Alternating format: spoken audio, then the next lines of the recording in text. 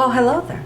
The Unholy Trinity. This was directed by Richard Gray. Basic storyline. Buried secrets in 1870s Montana town spark violence when a young man returns to reclaim his legacy and is caught between a sheriff determined to maintain order and a mysterious stranger hell-bent on destroying it. Does it sound exciting? Yes, it did. Was it? No, in no way, shape, or form. Holy God, I'm trying to be nice, but man, was this movie boring. Boring. I really don't think that the problem with this was necessarily the acting, because you had Samuel L. Jackson and Pierce Brosnan as the sheriff, Brandon Lazard as Henry. He was the main character in this story. And to be frank, all three of them are talented actors. It's just, unfortunately, what they had to work with was almost nothing. Zero character development throughout the entire story. Literally, the characters don't change from point A to point B.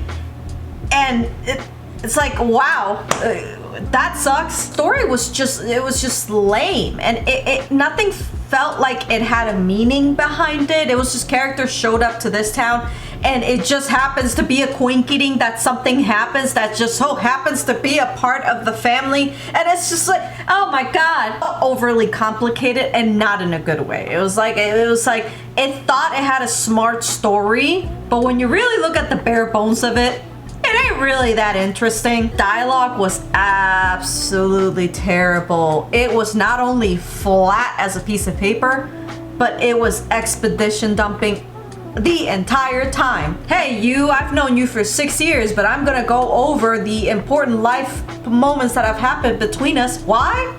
So the audience can understand what's going on, that's why. As shootings and like violence happens in the movie for no real apparent reason. It just happens when the characters are there.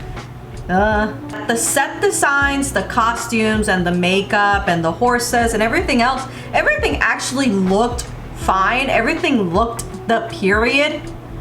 And then you heard people speaking and I'm like, oh wow, you're really not from Montana, huh? Since we're a little off, I would get it if a lot of these people were from the South and they had a Southern accent, sure, but a lot of them also had British and Irish and all these kinds of accents, and I'm just like, in Montana, 1870s? Ignoramus, guys, I have no idea. But I'm just saying, it took me a little off the movie at some points. Villain was so lackluster because the villain pretty much got revealed at the very beginning of the movie. So it was like, why? Overall, this movie is just incredibly forgettable. This is one of those movies that you saw in theaters and you will never think of ever again for the rest of your life unless you just happen to run into it at Walmart for $1.99. The only reason I saw this movie is because one of my top 10 movies of all time is The Hateful Eight by Quentin Tarantino. It is officially one of my favorite Western movies.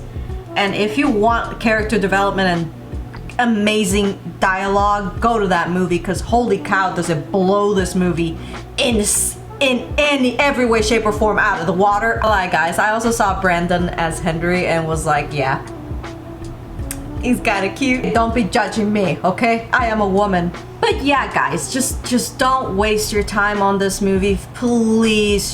It'll come out on Netflix eventually, and if you don't, believe me, you're not gonna miss much. But another crappy movie bites the dust. Those are my thoughts. What are yours? If you disagree with me, darling, take it down to the comment section below. Leave a like and subscribe on your way there. I'll see you all for the next review. Bye.